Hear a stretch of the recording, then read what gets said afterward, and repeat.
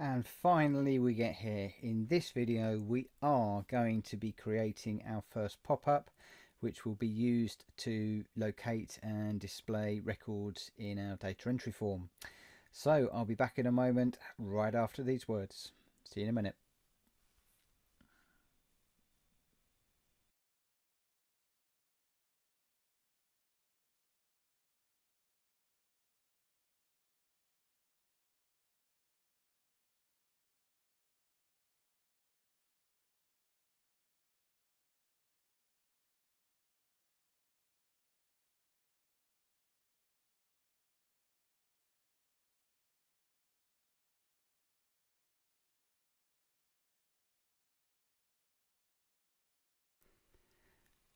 Hi, this is Martin with another quick start guide for OpenInsight 10, and before I get into pop-ups I just want to clean up a couple of things.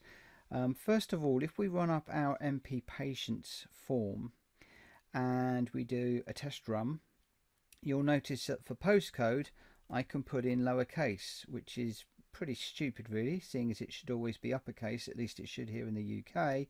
So we'll very quickly select on the control, go to the properties, and then if we find the text case, we'll find it's mixed case by default, and we can change that to uppercase. And now when we test run the form, we can simply put in a lowercase and OpenInsight will change it to uppercase for us.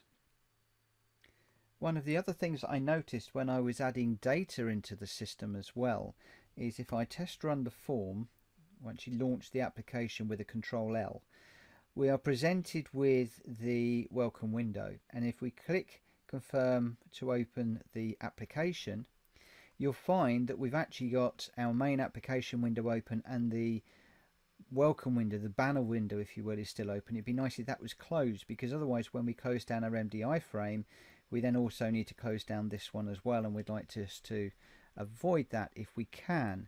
Well, that's easily achieved if we go into the app entry window where we have the button, and we go into events and the quick event.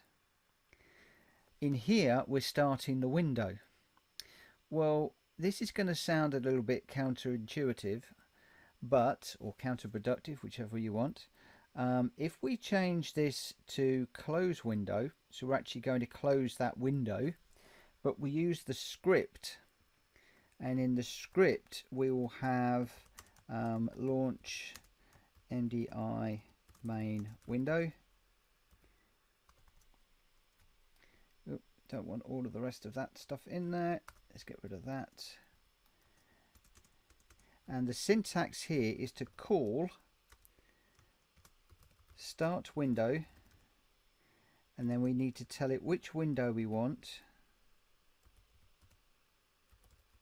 which I think is MP underscore MDI main. We'll find out if that's right or wrong in a moment. And then a couple of quotes, and then a close. And we need to leave return 1, because what's going to happen when we fire the button, because we've got has priority set to false, it's going to run the script and then it will come back and it will run the quick event. At least that is the theory. So if we do a compile, we're good. We'll do a save and close, we'll do a test run, and if we now click the button,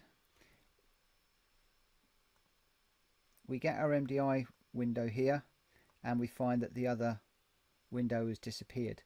So now when our users are finished working in the system and they do a file close, sorry, they do a file exit, then everything's gone and we're okay. Right, okay, so let's just go back to our application and we'll open up the MP Patients window, and we're going to start working on building a pop-up. Now the pop-up is going to go against patient number, so because I could have a button at the side here that would launch the pop-up. I could change this to a combo box, which would give me a list of keys, I guess. But what I'm going to do is I'm going to use this label, and it will become clear in a future video as to why. So as I've done before, I'm going to make this look like it's a hyperlink. I guess we could use a hyperlink if you want, but I'm just going to go with this method for now.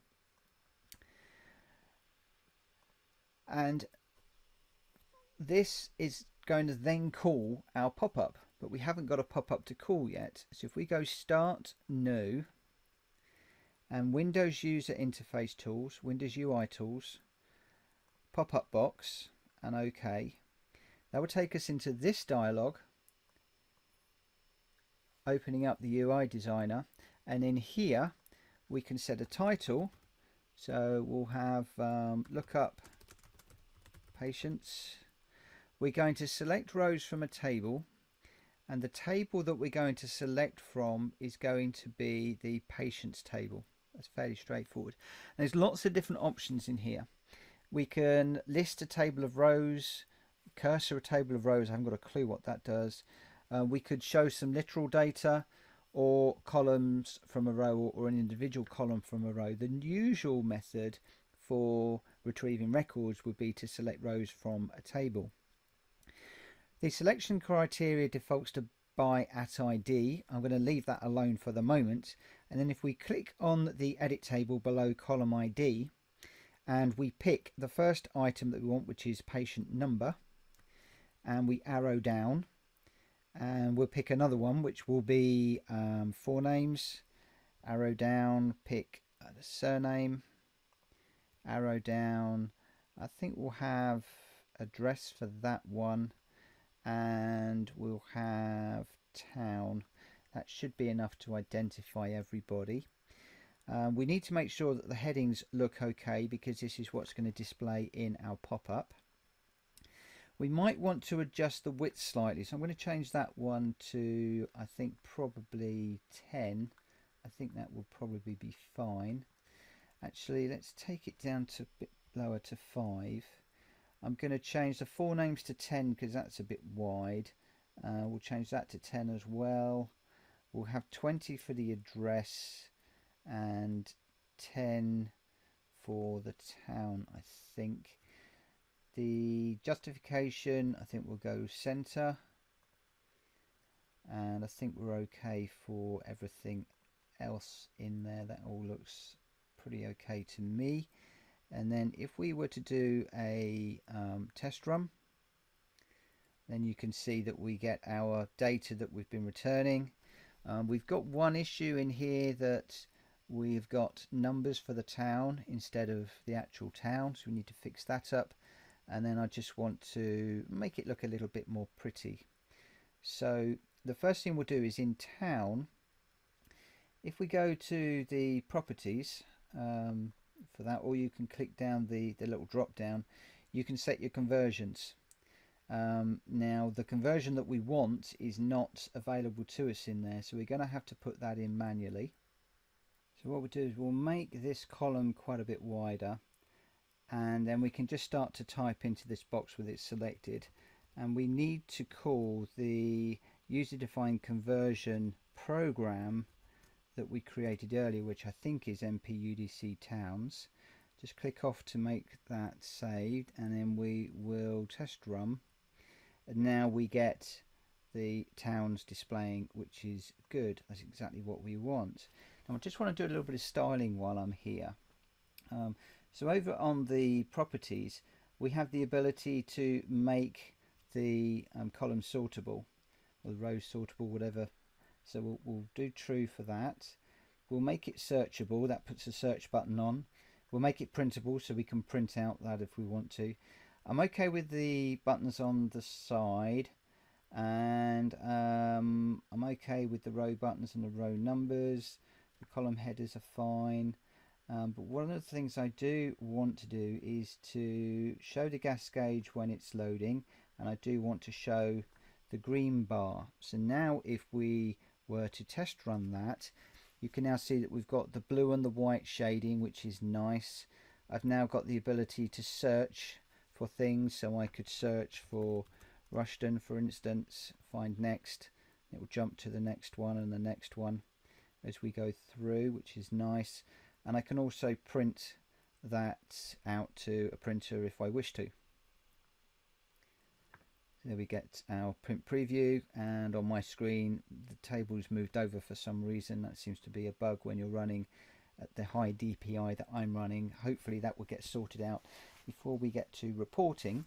But that's basically our pop-up, which I'm quite happy with. So we'll do a save and close, and as with everything in OI, I tend to prefix my entity, so I'm going to do MP PopUp, and then this one will be patient number, and we'll click OK. And actually there's one other thing I just want to check while we're there. The selection criteria is by @ID. We actually want to change that to be by surname. That's then going to put the pop-up into surname order. And if I now do a test run of that and we select Mickey Mouse, we get back the return values. We get all of those return values. And the reason for that is that we've got a returned value, or value returned, of pop-up row. We don't want the whole of the row, we just want the row ID.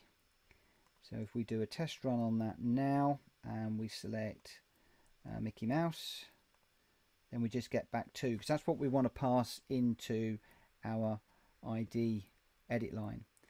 Okay, so we'll just do a save and close there. Now we'll go to the events for the patient number label, and on a click event we'll turn on the quick event, and we are going to display a pop-up, and the pop-up that we are going to display, now you've got show inherited here, so we can get rid of that, and we've only got one in there, so we'll click OK. And I think that everything else, so the return value needs to be going not to itself, the return value needs to be going into the patient number edit line. I think that's all okay, and then to finalize we want to send an event to the window, and the message is going to be read. And if I've got all of that right, I'll be absolutely surprised. So let's do a save and a test run. So patient number launches our pop-up. We'll pick Minnie Mouse this time. We'll click OK. That then puts the number 3 into our EDL edit line, so our ID edit line, and it reads the record. And I can come in here and I can pick Goofy, and we get Goofy's record. So this is a really, really nice way of being able to find and display records in an OpenInsight database. So that's how to create a pop-up. I'm not quite sure what we're doing for the next lesson, but I will see you again very soon. Thank you very much for watching. Bye bye for now.